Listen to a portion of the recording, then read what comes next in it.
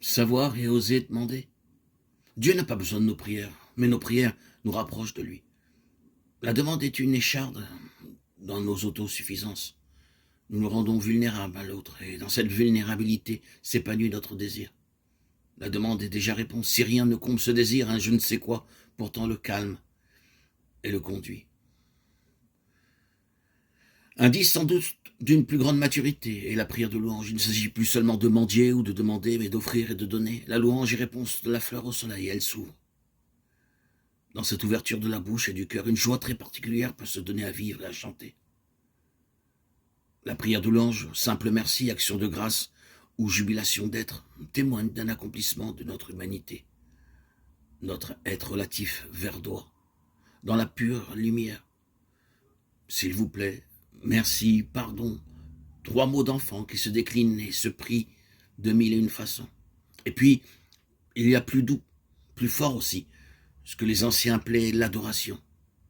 Simplement être là, de tout son corps, de tout son cœur, de tout son esprit. Être là, laisser être, l'être qui me fait être là. Lui laisser la place, lui offrir mon corps, mon siège, le tapis de tous mes sens, et m'éprouver enfin comme la demeure du silence, une maison pour abriter le vent, respirer en sa présence. Il est vrai que cette prière ne s'apprend pas dans les livres, ni dans les conférences, et que j'ai eu la chance de la recevoir comme un don. Prier, c'est respirer, disait le père Séraphin. Quand tu es avec quelqu'un, tu ne penses pas à lui, tu es avec lui. Et continuer, prier, c'est être avec le vivant de ta vie. Cela est bon pour toi, cela est bon aussi pour le bien-être de tous, puisque rien n'est séparé. Ton bien-être est ce que tu peux offrir de meilleur à la misère du monde.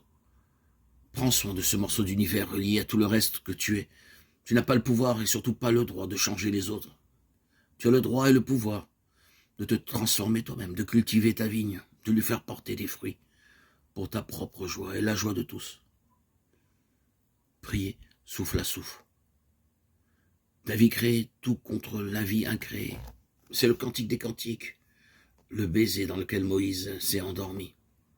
Bien sûr, ce sont des images, mais c'est par de telles images.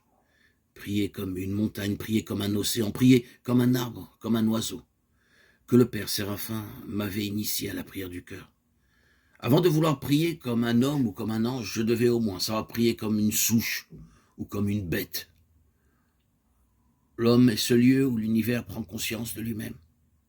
Plus encore, c'est le lieu où l'univers prie, où il peut, avec attention, reconnaître l'aval et l'amont du mouvement, de la vie qui nous traverse.